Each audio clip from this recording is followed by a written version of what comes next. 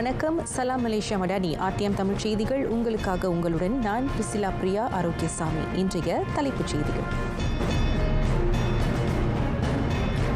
2027 பள்ளி புதிய தவணைக்கான பாடத்திட்டம் அடுத்த ஆண்டு தொடங்கி கல்வி கலந்தாய்வு முடுக்கிவிடப்படும்.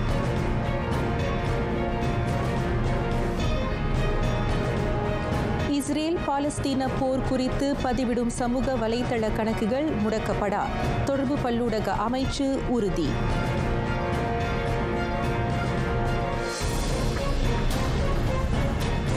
விண்வெளி ஆய்வில் மேலும் ஒரு மைல்கல். ககன்யான் ஆளில்லா ஆய்வு கலத்தை விண்ணில் ஏவியது இந்தியா.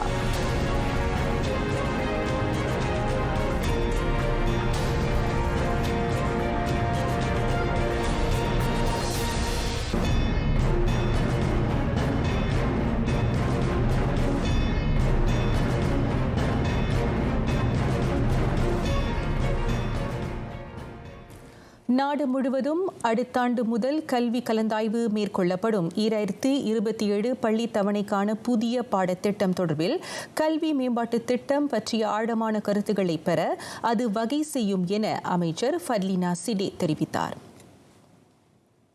பண்பு நலன், நெகிழ்மை, இலக்கவியல் முதலிய புதிய கூறுகள் கல்வி உலாப்போது நுண்ணோக்கப்படும்.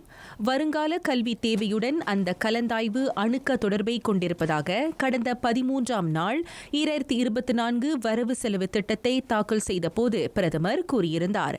ஆகவே அந்த திட்டத்தை வெற்றி பெறச் செய்ய நாடு முழுவதும் கல்வி கலந்தாய்வை அமைச்சு மேற்கொள்ளும். தொடர்புடைய முக்கிய தரப்புகளைச் சேர்ந்த பல்வேறு தட்டு மக்களுடனான சந்திப்பை அது உட்படுத்தியிருக்கும். அதோடு வலுவான தேசிய கல்வி புதிய பாடத்திட்ட மேம்பாடு தொடர்பில் எல்லோரின் கருத்துக்களையும் அமைச்சு வரவேற்பதாக ஃபட்லினா குறிப்பிட்டார். அடிப்படை பாடங்களில் தேர்ச்சி பெற்ற மாணவர்களும் உயர்கல்வியை தொடர வாய்ப்பளிக்கப்பட வேண்டும். அவர்கள் கல்வி நீரோட்டத்தில் பின்தங்காதிருக்க அந்த அணுகுமுறை இன்றியமையாதது என உயர்கல்வி அமைச்சர் டத்தோஸ்ரீ முகமது கலீத் நூர்தீன் தெரிவித்தார்.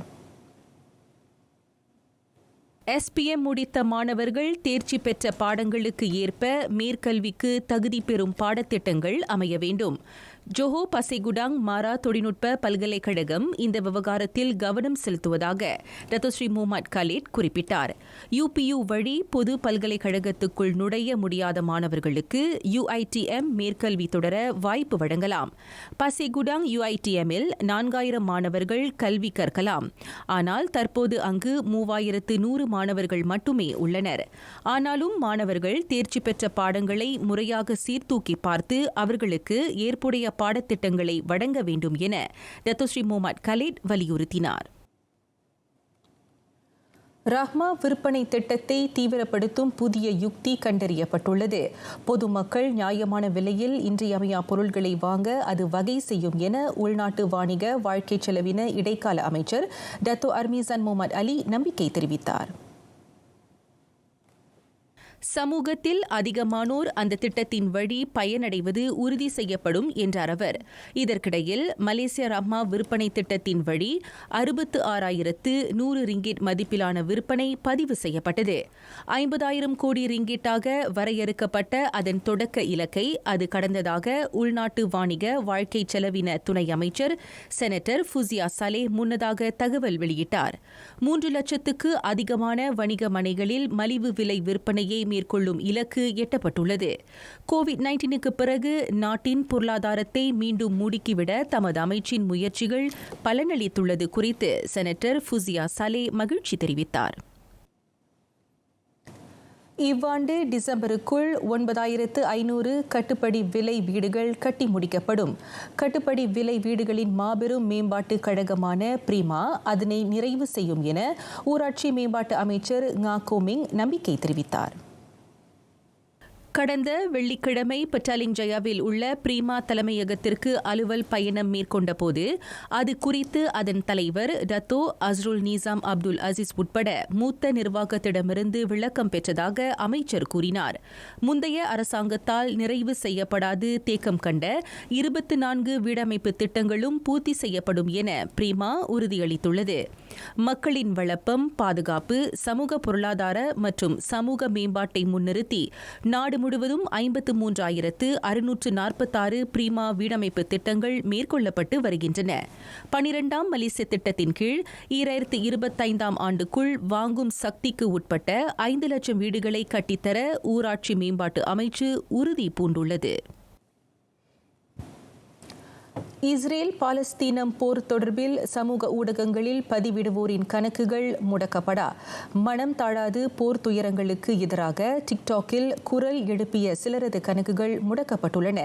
அது குறித்து ஃபேஸ்புக் தாய் நிறுவனமான மெட்டாவையும் டிக்டாக்கையும் தமது தரப்பு தொடர்பு கொண்டதாக தொடர்பு இலக்கவியல் அமைச்சர் ஃபமி ஃபட்சேல் தெரிவித்தார். இனி பாலஸ்தீன போர் குறித்து இடுகை இடுவோரின் சமூக வலைத்தள கணக்குகள் முடக்கப்படாது. முடக்கப்பட்டோரின் கணக்குகள் குறித்து டிக்டாக் தரப்பிடமிருந்து தாம் விளக்கம் கோரியதாகவும் அது மனநிறைவளிக்கும் வகையில் இல்லை எனவும் அமைச்சர் குறிப்பிட்டார். எனவே இவ்விவகாரத்தில் விஸ்மா புத்ராவிடம் கலந்தாலோசிக்கப்படுவதோடு சில வழிகாட்டல்களும் பெறப்படும். மெர்டிகா சதுக்கத்தில் ஃப்ரீடம் ஃபார் பாலஸ்டீன் பாலஸ்தீனத்துக்கு விடுதலை கோரும் அணிவகுப்பில் கலந்து கொண்ட பின்னர் ஃபமி செய்தியாளர்களிடம் பேசினார். நெகிரி செம்பிலானில் சுற்றுலாத்துறையை உந்தச் செய்ய வட்டார மக்களை பயண வழிகாட்டிகளாக உருவாக்கும் முன்னெடுப்பு மேற்கொள்ளப்படும். அதன் வாயிலாக அங்கு இயங்கும் சுற்றுலா தொழில்துறைக்கு வலுவூட்ட முடியும் என மாநில ஆட்சிக்குழு உறுப்பினர் நிக்கோல் தன்லிகுன் நம்புகிறார். வணிகர்களை குறிவைத்து அந்த முன்னெடுப்பு மேற்கொள்ளப்படலாம் என நிக்கோல் தான் கோடி காட்டினார். மாநிலத்தில் உள்ள சிறந்த சுற்றுலா தலங்கள் குறித்து விவரங்களை வணிகர்கள் அதிகம் அறிந்து வைத்திருப்பர். எனவே அவர்களால் சுற்றுப்பயணிகளுக்கு தேவையான தகவல்களை தெரிவிக்க முடியும். எடுத்துக்காட்டாக ஸ்ரம்பானில் புகழ்பெற்ற சீன பலகார கடைக்காரர்கள் தொடர்புடைய வட்டாரத்தில் இருக்கும் சுற்றுலா தலங்கள் குறித்த தகவல்களை பயணிகளுக்கு அளிக்க முடியும். ஸ்ரம்பானில் இவ்வாண்டுக்கான MITM சுற்றுலா கண்காட்சியை தொடக்கி வைத்த பின் நிக்கோல் தான் செய்தியாளர்களை சந்தித்தார். ஒரே நாளில் 1,84,690 மரங்களை நட்டு மலேசிய சாதனை புத்தகத்தில் ஜோஹோர் மாநிலம் இடம் பிடித்தது. காலை 7 மணி தொடங்கி பிற்பகல் 2 மணி வரையில் பல்வேறு வகையிலான மரங்கள் நடப்பட்டதாக மாநில ஆட்சிக்குழு உறுப்பினர் கே ரவீன்குமார் தெரிவித்தார். தேசிய சுற்றுச்சூழல் நாளை முன்னிட்டு அந்த முயற்சி முன்னெடுக்கப்பட்டது. 1,81,000 மரங்களை நடவே இலக்கு வகுக்கப்பட்டிருந்தது. ஆனால் குறிப்பிட்ட நேரத்துக்குள் அதற்கும் கூடுதலான மரங்கள் நடப்பட்டது தொடர்பில் கே ரவீன்குமார் மகிழ்ச்சி தெரிவித்தார். சுற்றுச்சூழல் மீது ஜோஹர் மக்களின் அக்கறையும் கடப்பாட்டையும் அது உணர்த்துவதாக அவர் குறிப்பிட்டார். ஜோஹோ தமன் புலாய் ஜெயாவில் சிறுவன் ஊட்டச்சத்து குறைபாட்டுக்கு இலக்கான விவகாரம். செஷன்ஸ் நீதிமன்றத்தில் அந்த சிறுவனுக்கு கொடுமை இழைத்த தந்தையும் அவர் காதலியும் முன்னிறுத்தப்பட்டு அவர்கள் தங்கள் குற்றத்தை ஒப்புக்கொண்டனர்.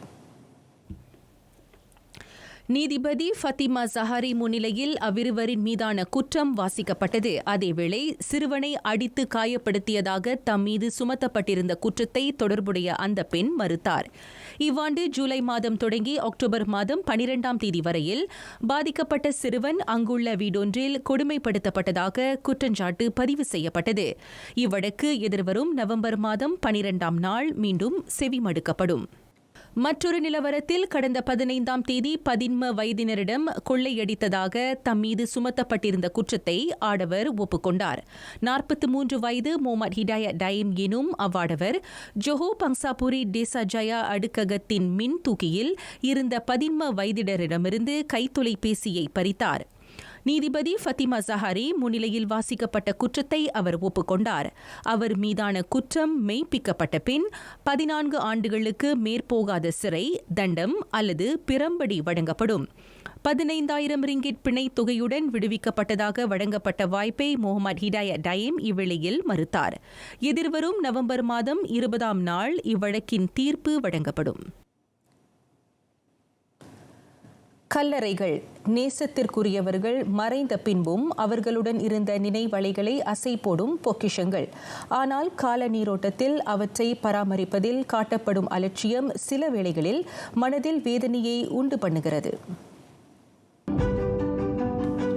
இனியும் பலரை குறை கூறுவதை காட்டிலும் கல்லறைகள், குறிப்பாக இந்து கல்லறைகளை தூய்மைப்படுத்தும் பணியில் நேரடி களமிறங்கியுள்ளது ஸ்லாங்கூர் இந்திய சமூக நலன் மரண சகாய இயக்கம். தொடக்கத்தில் உறவுகளின்றி மரணிக்கும் ஆதரவற்றோரின் உடல்களுக்கு ஈமக்காரியம் செய்யும் பணியில் அது ஈடுபட்டு வந்தது. 2015 தொடக்கம் டத்துஸ்ரீ தட்சிணாமூர்த்தி தருமன் தலைமையில் இயங்கி வரும் ஸ்லாங்கூர் இந்திய சமூக நலன் மரண சகாய இயக்கம் இந்து கல்லறையை தூய்மைப்படுத்தும் பணியில் ஈடுபடுகிறது. முதல் ஆரம்பத்தில் பார்த்தோமா ஒரு 100-200 கல்லறை மட்டும் தான் என் கண்ணுக்கு அமுட்டுச்சு. அது பிறகு பார்த்தோமா சுத்தம் பண்ண 400 கல்லறைக்கு மேலே போயிடுச்சு. தீபாவளி முன்னிட்டு ஒவ்வொரு மாநிலமும் ஒவ்வொரு டயராக எங்கெங்கே இருக்கோ சுடுகாடு இருக்கோ நம்ம போய் இறங்கி சொந்தமாக போய் செய்யலாமே. ஏன் நம்ம கவர்மெண்ட்டை சாண்டணும், கவர்மெண்ட் எம்பிக்கு செய்யலை, இந்த இவங்க செய்யலை அவங்க செய்கிறோட நம்ம சொந்தமாக ஒரு டீம் சேர்ந்துக்கிட்டு சுத்தமாக எல்லாமே சுத்தமாக இருக்கும். இந்த கில்லாங் சுடுகாடு முன் உதாரணம். மலேசியா பூரா பார்க்கணும், நாங்களும் செய்யணும்னு சொல்லி முன்னுக்கு எல்லாமே வரணும். தீபாவளி முன்னிட்டு ஒரு டேட் எதுன்னு சொன்னால் ஒரு தீபாவளி ஒரு மாதம் முன்னுக்கு 2வது வாரம் ஒத்துழையும் செஞ்சு சுத்தப்படுத்தணுமா. இது மாதிரி பாருங்கள் எவ்வளோ பளிச்சுன்னு இருக்குது. அவரின் உன்னத முயற்சிக்கு இயக்கத்தின் உறுப்பினர்கள் மட்டுமல்ல, சுற்றுவட்டார மக்களும் தோள் கொடுக்கின்றனர். காலை 8 மணி வாக்கில் தொடங்கிய அந்த துப்புரவு பணியில் 150க்கும் மேற்பட்டோர் பங்கேற்றனர். நம்மளுக்கு சொல்லிக் கொடுக்க ஆள் இல்லைன்னு நினைக்கிறேன். நான் இது தலைமுறையாக சொல்லிக் கொடுத்துருந்தாங்க. பிள்ளைங்களை கூட்டிகிட்டு காட்டியிருந்தாங்கன்னா, இந்தமாரி கொண்டாந்து விட்டுருந்தாங்கன்னா அவங்களுக்கு தெரியும். சமுதாயமே அப்படியே கூட்டிகிட்டு விடலைன்னு நினைக்கிறேன். எனக்கு தெரிஞ்சு விடலை. புதைச்சி 14 நாள் வரை முடிஞ்சு நினைக்கிறேன். அதோட கலரப்பட்டு எட்டி பார்க்க மாட்டாங்கன்னு நினைக்கிறேன். மெண்டக்காப்பிலேருந்து வந்திருக்கேன். எனக்கு தெரிஞ்ச ஒரு நண்பர் மூலமாக எனக்கு தெரிஞ்சது. அப்போ அவர் மூலமாக இப்போ கிட்ட ஒரு 5 வருஷமாக வந்துக்கிட்டு இருக்கேன். துப்புரவு பணிக்கும் அப்புறம் சாமி கும்பிட்றதுக்கும் வருஷம் வந்துடுவேன் நான். ஆனால் நம்ம மக்களுக்கு விழிப்புணர்வு இல்லை. நான் 10 வருஷமாக இந்த அள்ளியில் தான் வரேன். எல்லாம் சொல்கிறாங்க இங்கே பேய் இருக்குது அது இருக்குதுன்னு போய் கூப்பிட்டா வரமாட்டுறாங்க யாரும். எங்களுக்குன்னு உதவி செய்ய யாரும் வரமாட்டுறாங்க. நம்ம இந்த சேவை செய்யும் போது பிள்ளைங்கள்லாம் கூட வராங்க. நிறைய போத்தலோடு கிடக்கு, நிறைய குப்பைங்க இருக்குது. எல்லாம் சாமி கும்பிட்றாங்க, அப்படியே போட்டு போயிடுறாங்க. பிறகு என்னென்னா யாரும் அதை சுத்தம் படுத்துறதில்ல. ஸோ 430 கல்லறை இருக்குது. ஆனால் இதில் இருக்கிறது எல்லாமே இந்த கல்லறைக்கு சொந்தமானவங்க யாருமே கிடையாது. எல்லாம் படிக்கிற பிள்ளைங்க, வேலை செய்கிறவங்க எல்லாம் ஒவ்வொரு ஏஞ்சில் உள்ளவங்க தான் வந்திருக்காங்க, பொதுமக்கள் வந்திருக்காங்க. ஸோ இப்போ நம்மளுக்கு தீபாவளி வருதுல, ஸோ இது நம்மளுக்கு ஒரு சுத்தப்படுத்தி இந்த இறந்தவங்களோட இடத்த சுத்தப்படுறதுல ஒரு சந்தோஷம். எல்லாருக்கும் அந்த மனம் வராது இங்கே இதெல்லாம் செய்யணும் அப்படின்னு. அது வராங்கன்னா அது அவங்கவுங்களோட செஞ்ச புண்ணியன்னு சொல்லலாம். ஒரு சிவபெருமானுக்கு ஒரு தொன்று அப்படின்னு சொல்லலாம். ஏன்னா இறந்தவங்க சிவனடி செய்கிறாங்க. ஸோ எங்கெல்லாம் கேட்டால் நாங்களாம் முழுமையாக சிவன் வணங்குறவங்க. அதனால் எங்களுக்கு இதான் ஃபர்ஸ்ட் டைம் இந்த கோலிங் கிடச்சி ரொம்ப சந்தோஷம்.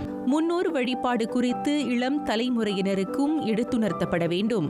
மண்ணுலகை விட்டு சென்ற பின்னரும் கல்லறையில் இருக்கும் அவர்கள் வம்சத்தை காக்கும் தெய்வங்கள். இன்றைய துப்புரவு பணியில் பள்ளி மாணவர்களும் தங்களை ஈடுபடுத்திக் கொண்டனர்.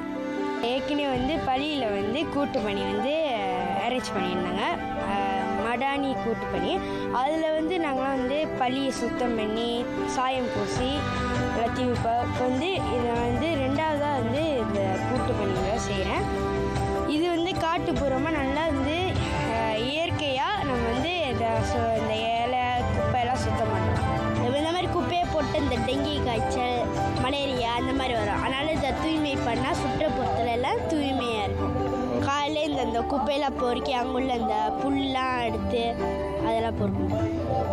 எனக்கு இது செய்து ஒரு பெருமையாக இருக்குது. நம்ம முன்னோருங்கன்னா இறந்தவங்களுக்கு, இப்போ அனாதையாரங்களுக்கு, இப்போ யாரும் பார்க்காதவங்களுக்கு நான் செய்கிறதுக்கு எனக்கு ரொம்ப பெருமையாக இருக்குது. நான் காலைல வந்து புல்லுன்னு எடுத்து இறந்தவங்க கல்லறைனா சுத்தம் பண்ணி அப்புறம் புல்லுன்னு எடுத்து போய்ட்டு கொட்டி எனக்கு ரொம்ப பெருமையாக இருக்குது. குறிப்பாக கிள்ளாங்கில் உள்ள சிம்பாங் லீமா இந்து இடுகாட்டில் ஸ்லாங்கூர் இந்திய சமூக நலன் மரண சகாய இயக்கம் அந்த உன்னத பணியை மேற்கொண்டு வருகிறது.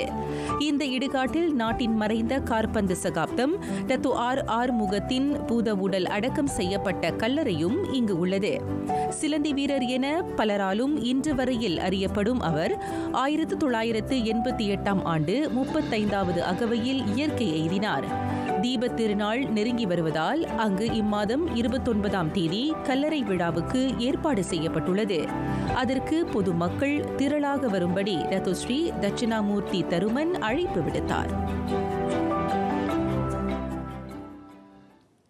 மாற்றுத்திறனாளிகள் அனுதாப சின்னங்கள் அல்ல, ஆதரவு கரம் நீட்டப்பட்டால் அவர்களும் அனைத்து துறைகளிலும் சாதிப்பார்கள்.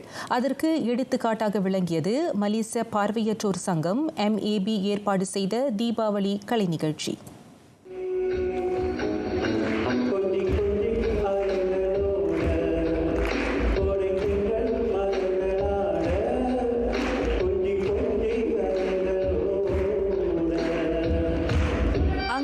குறைந்திருந்தாலும் தரத்தில் குறைவதில்லை என்பது போல தங்களிடமுள்ள திறனை இந்த பாடும் நிலாக்கள் சிறப்பாக வெளிக்கொணர்ந்தனர். மேடைக்காக இயங்கியிருந்த அவர்களுக்கு 2வது முறையாக MAB அமைத்து கொடுத்தது.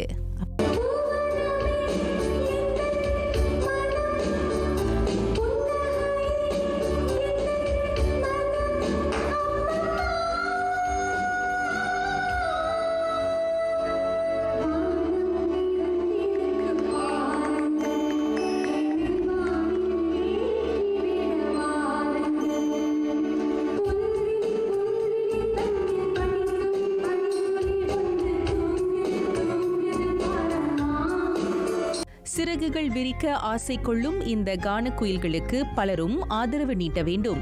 வெளிநாட்டு கலைஞர்களுக்கு அள்ளி குவிப்போரின் கடை கண் பார்வை இவர்களது பக்கமும் விட வேண்டும். முதல் நர்வஸாக இருந்துச்சு. அதுக்கப்புறமா அந்த சப்போர்ட்டிவ்னால மேலே மனசு ரொம்ப மகிழ்ச்சியாக இருந்துச்சு. எங்கு நீ ஒரு பாதி நான் ஒரு பாதி, இது யார் பிரிந்தாலும் வேதனை பாதி. காலங்கள் மாறும், காட்சிகள் மாறும், காதலின் முன்னே நீயும் நானும் வேறல்ல. தாயெனும் செல்வங்கள் தாலாட்டும் தீபம் வைரங்கள் போலே ஒளி விடட்டும். நிகழ்ச்சியில் பாடுவதிலே எனக்கு ரொம்ப சந்தோஷம். இது 2வது ஆண்டு நமது மலேசிய கண் பார்வையற்றோர் சங்கம் நிகழ்ச்சி நடத்துகிறார்கள். என்னை போன்ற கலைஞர்களை எல்லாம் பாட வைக்கிறார்கள். அது எங்களுக்கு மிகவும் உற்சாகமாக இருக்கிறது. தொடர்ந்து நிறைய நிகழ்ச்சிகளில் பாடுவதற்கு அது பெரிய உத்வேகமாக இருக்கிறது. அதற்கு என்னுடைய மனமார்ந்த நன்றி. இந்நிகழ்ச்சியின் மூலம் திரட்டப்படும் நிதி இந்த பாடும் நிலாக்களுக்கு இசைக்கருவிகளை வாங்க பயன்படுத்தப்படும். இந்த நிகழ்ச்சியானது ஒரு அருமையான நிகழ்ச்சி. இதன் மூலியமாக பல திறமைகளை நாம் பார்த்துருக்கிறோம். என்னுடைய அறிவுரை என்ன, பொதுமக்களுக்கு இப்படியாக மாற்றுத்திறனாளிக்கு அதிக நேரத்தை நிலவு ஏற்படுத்தி கொடுத்தோம் என்றால் மாற்றுத்திறனாளிகளை அவர்களுடைய திறமைகளை நாம் பார்க்கலாம். அவர்களை மாற்றுத்திறனாளியாக பார்க்காமல் ஒரு நேர்மையாக மற்ற தகுதியுள்ளவர்களாக அவர்களை நாம் பார்த்தோம் என்றால் அவர்களுக்குள்ள ஒரு திறமையை நாம் பார்க்க முடியும்.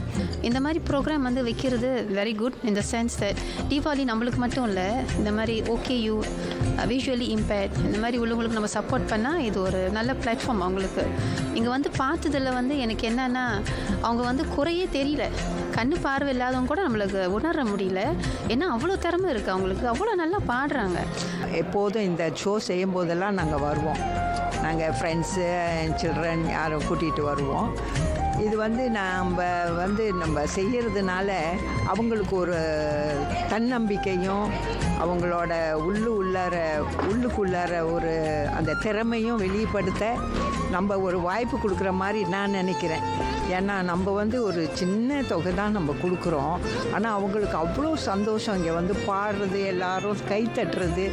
சுடர் விளக்காயினும் தூண்டுகோல் வேண்டும். இசை விழாக்களை நடத்துவோர் இவர்களுக்கும் ஒரு வாய்ப்பை ஏற்படுத்தி தர முன்வர வேண்டும். அனைவரின் ஊக்கமும் ஆக்கமும் இருந்தால் இந்த கானக்குயில்கள் கலைவானில் சுதந்திரமாக வட்டமடிப்பதை யாராலும் தடுக்கவியலாது என்பது நிதர்சனம்.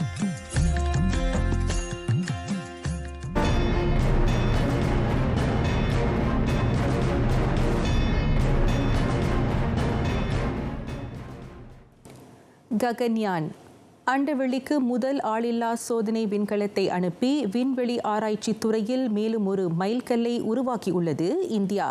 குறிப்பிட்ட சோதனை ஓட்டம் வெற்றி பெறுமாயின் 2025ஆம் ஆண்டு அந்த துணைக்கண்டத்தின் 3 வீரர்கள் பூமியின் சுற்றுப்பாதையில் தடம் பதிப்பது திண்ணம்.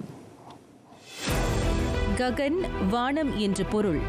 மனிதர்களை பரவெளிக்கு அனுப்பும் திட்டத்திற்கு இந்திய விண்வெளி ஆராய்ச்சி நிறுவனம் ககன்யான் என பெயரிட்டுள்ளது. பூமியின் சுற்றுப்பாதையில் இந்திய விண்வெளி வீரர்கள் 3 நாள் ஆய்வு செய்து பிறகு கடற்பரப்பில் பாதுகாப்பாக தரையிறக்கப்படுவதே ககன்யான் திட்டத்தின் நோக்கமாகும். அந்த திட்டம் வெற்றி பெற்றால் அது இஸ்ரோவின் தொழில்நுட்ப ஆளுமையை உலகுக்கு பறைசாற்றும். வீரர்களை அண்டவெளிக்கு அனுப்பி மீண்டும் அழைத்து வருவது மிகவும் சவாலான பணி. அதன் முன்னோட்டமாக நேற்று அவசர நேரத்தின் போது வீரர்கள் தப்பிப்பதற்கான ஆய்வு மேற்கொள்ளப்பட்டது. ஆய்வுக்கலன் உள்ளூர் நேரப்படி காலை 10 மணிக்கு விண்ணில் பாய்ச்சப்பட்டது. ஏவப்பட்ட 10 நிமிடங்களில் ராக்கெட்டிலிருந்து பிரிந்து பாதுகாப்பு அம்சங்களுடன் கூடிய சோதனை கலம் சரியான வேகத்தில் வங்கக்கடலில் விழுந்தது. ககன்யானின் முதல் கட்ட சோதனை வெற்றிகரமாக முடிவுற்றது குறித்து இஸ்ரோ தலைவர் எஸ். சோம்நாத் பெருமிதம் தெரிவித்துள்ளார். வீரர்களை விண்ணுக்கு அனுப்பி ஆய்வு செய்வதற்கு முன்பதாக ரோபோக்களை ஏந்திச் செல்வது உட்பட 20 முதன்மை சோதனைகளை நடத்த இஸ்ரோ திட்டமிட்டுள்ளது. 108 கோடி அமெரிக்க டாலர் செலவை உட்படுத்தியுள்ள ககன்யான் திட்டம் வெற்றி பெற்றால் அமெரிக்கா, ரஷ்யா, சீனாவிற்கு அடுத்து பரவெளிக்கு மனிதர்களை அனுப்பும் 4வது நாடு எனும் சாதனையை இந்தியா படைக்கும். சீனாவுடன் கைகோர்ப்பது என்பது ஒரு கடன் பொறி அல்ல, திட்டவட்டமாக கூறியுள்ளார் இலங்கை அதிபர் ரணில் விக்ரமசிங்கே. பல்வேறு கோணங்களில் தீர ஆராய்ந்த பின்னரே அம்முடிவு எட்டப்பட்டதாக அவர் விளக்கினார். சீன இலங்கை ஒத்துழைப்பு அந்த தெற்காசிய நாட்டுக்கு பல்வேறு பயன்கள் நல்கும். நாட்டு மக்களின் நலனை கருத்தில் கொண்டு அந்த கூட்டமைப்புக்கு இசைந்ததாக விக்ரமசிங்கே தெரிவித்தார். இலங்கையில் தி பெல்ட் அண்ட் ரோட் மேம்பாட்டு பெருந்திட்டத்தை மேற்கொள்ள சீனா நிதி உதவி வழங்க முன்வந்துள்ளது. அதன் வழி இலங்கை மக்களின் வாழ்க்கை தரம் உயரும் என விக்ரமசிங்கே கோடி காட்டினார். தாக்குதல்களை கைவிடப் போவதில்லை. உயிர் வாழ ஆசை இருந்தால் தெற்கு நோக்கி தப்பியோடுங்கள். காசா மக்களுக்கு யூதப்படை புதிதாக விடுத்திருக்கும் எச்சரிக்கைதான் அது. காசாவில் தாக்குதல்களை அதிகரிக்க இஸ்ரேல் கங்கணம் கட்டியிருக்கிறது. அதற்காக தீபகற்பத்தை சுற்றி பேரளவிலான கவச வாகனங்களை அது குவித்து வைத்திருப்பதாக தகவல்கள் கிடைக்கின்றன. காசா மீதான வான் தாக்குதல்களை இஸ்ரேல் தொடரும் நிலையில் பாலஸ்தீனமும் விட்டுக் கொடுப்பதாக இல்லை. எரிகணைகளை ஏவி இஸ்ரேலுக்கு தக்க பதிலடி கொடுத்து வருகிறது. இஸ்ரேல் பாலஸ்தீன மோதலால் ஏறக்குறைய 23 லட்சம் பேர் உணவு, குடிநீர், மருந்து, எரிபொருள் ஆகியவை இன்றி அல்லல் உறுகின்றனர். பாதிப்புற்றோரின் இடரை களைய மாந்தநேய உதவிகள் தொடர்ந்து வழங்கப்படுகின்றன. இஸ்ரேல் நடத்திய மூர்க்க தாக்குதல்களில் இதுவரை 4400 பாலஸ்தீனர்கள் பலியானார்கள். இவ்வேளையில் இஸ்ரேலின் கொடூர பார்வையில் இருந்து அங்குள்ள பள்ளிவாசலும் தப்பிக்கவில்லை. அந்த பள்ளிவாசலுக்கு அடியில் ஆயுத கிடங்காக செயல்பட்டு வந்ததாக கூறப்படும் பகுதியையும் யூதர்கள் தாக்கினர். அதில் ஒருவர் கொல்லப்பட்டார். நிகழ்வின் போது பெரும்பாலானோர் உறங்கிக் கொண்டிருந்தனர். திடீரென வெடிப்புச் சத்தம் கேட்டு அதிர்ச்சியுற்ற உள்ளூர்வாசிகள் பின்னர் நடந்ததை கண்டறிந்தனர். மக்கள் உதவியுடன் காயமுற்றோர் மருத்துவமனைக்கு கொண்டு செல்லப்பட்டனர்.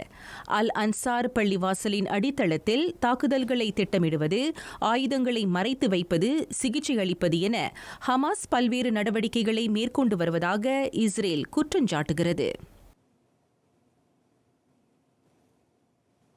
காசா தீபகற்பத்தில் இஸ்ரேல் நேற்றிரவு நடத்திய தாக்குதலில் குறைந்தது 55 பேர் கொல்லப்பட்டனர். ஹமாஸ் அந்த தகவலை உறுதிப்படுத்தியது. அவர்களில் 55 பேர் மாற்று சமயத்தினர் என்பதற்காக கொலை செய்யப்பட்டவர்கள் என்றும் கண்டறியப்பட்டிருக்கிறது.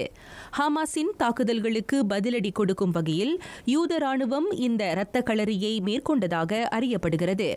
அதில் 30க்கும் மேற்பட்ட வீடுகள் அழிந்தன. மாந்தநேய உதவிகளை பெற தொடங்கியிருக்கிறது காசா. போர் மூண்ட பின் அங்கு முதன்முறையாக மாந்தநேய உதவிகளை விநியோகிக்கும் லாரிகள் சென்றடைந்தன. உணவு, குடிநீர், மருந்து என ஒட்டுமொத்த மக்களின் உயிர் நாடியையும் அந்த லாரிகள் ஏந்திச் சென்றிருப்பதாக ஐநா மாந்தநேய தலைவர் மார்டின் கிரிஃபித்ஸ் மகிழ்ச்சி தெரிவித்தார்.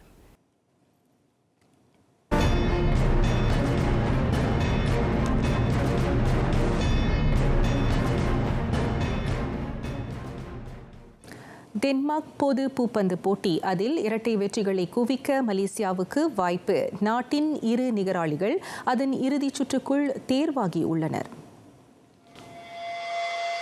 ஆடவர் ஒற்றையர் பிரிவில் தேசிய வீரர் லீ ஜிஜியா முன்னதாக ஹாங்காங்கைச் சேர்ந்த லீ சாக் யீயை 21-15, 21-17 என நேரடி செட்களில் வீழ்த்தினார். உலக தரவரிசையில் 11ஆம் நிலையில் இருக்கும் அவர் இறுதிச் சுற்றில் சீனாவின் வெங் ஹோங் யாங்குடன் மோதுவார். நடப்பு பருவத்தில் 2வது வெற்றிக்கு ஜிஜியா குறிவைக்கிறார். இவ்வேளையில் கடும் போராட்டங்களுக்கு மத்தியில் இறுதி ஆட்டத்திற்குள் அடியெடுத்து வைத்தனர் நாட்டின் ஆரன்ஷா சூ வூயிக் ஆடவர் இணை. அரையிறுதியில் அவர்கள் உபசரணை நாட்டைச் சேர்ந்த வீரர்களை 16-21, 21-15, 21-15 என வென்றனர். இறுதி ஆட்டத்தில் ஆரன்ஷா சூ வூயிக் இணையர் இந்தோனேசியாவின் முகமது ஷோஹிபுல் ஃபிக்ரி மற்றும் பாகாஸ் மௌலானாவுடன் களம் காண்பர். இங்கிலீஷ் பிரீமியர் லீக்கில் முகமது சலா அதிரடி. அந்த எகிப்திய நட்சத்திரம் புகுத்திய 2 கோல்களினால் வெற்றி கனியை பறித்தது லிவர்பூல். முன்னதாக செந்நிற அணி தமது சொந்த அரங்கில் எவர்டனை வரவேற்றது. 37வது நிமிடத்தில் ஆஷ்லி யங் 2வது தடவையாக மஞ்சள் அட்டையை பெற்றதை அடுத்து எவர்டன் 10 ஆட்டக்காரர்களுடன் விளையாட வேண்டிய நிலைக்கு தள்ளப்பட்டது. அந்த வாய்ப்பினை பயன்படுத்திக் கொண்ட முகமது சலா உபசரணை அணிக்கான முதல் கோலை 75வது நிமிடத்தில் பெனல்டி வாயிலாக அடித்தார். ஆட்டம் நிறைவை எட்டும் தருவாயில் அவரே தமது அணிக்கான மேலும் ஒரு கோலை அடித்தார். 2-0 என வெற்றியை பதிவு செய்த லிவர்பூல் தற்போது பிரீமியர் லீக் பட்டியலில் 20 புள்ளிகளுடன் 3ஆம் நிலையை வகிக்கிறது. 1 புள்ளி வித்தியாசத்தில் முதல் 2 நிலைகளில் மான்செஸ்டர் சிட்டியும் ஆர்சனலும் உள்ளன. இங்கிலாந்து காற்பந்து சகாப்தம் பாபி சார்ல்டன் காலமானார். அவருக்கு வயது 86. குடும்ப உறுப்பினர்கள் அருகில் இருக்க அன்னாரின் உயிர் பிரிந்தது. 1966ஆம் ஆண்டு இங்கிலாந்துக்கு உலக கிண்ணத்தை பெற்றுத் தருவதில் சார்ல்டன் முக்கிய பங்காற்றியிருந்தார். மேலும் மான்செஸ்டர் யுனைடெட்டில் விளையாடிய போது அவர் மூலம் அந்த இங்கிலீஷ் அணி பல வெற்றிகளை குவித்தது. 1968இல் ஐரோப்பிய கிண்ணத்தை வென்ற முதல் இங்கிலீஷ் அணியாக யுனைடெட் முத்திரை பதித்தது. சனிக்கிழமை முன்னேரத்தில் சார்ல்டன் மண்ணுலகிற்கு விடை கொடுத்ததாக அவரின் குடும்பத்தார் சார்பில் வெளியிடப்பட்ட அறிக்கை குறிப்பிடுகிறது. 2020இல் மறதி நோயால் பாதிக்கப்பட்ட அவர் பொதுவில் நடமாடுவதை குறைத்தார்.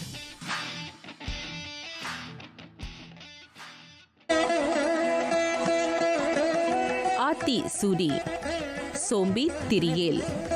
எல்லா தீமைகளின் ஊற்று சோம்பல்.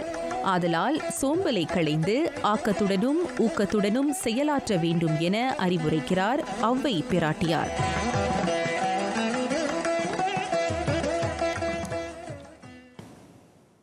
நிறைவடைகின்றன RTM தமிழ் செய்திகள். எங்களோடு இணைந்ததற்கு நன்றி.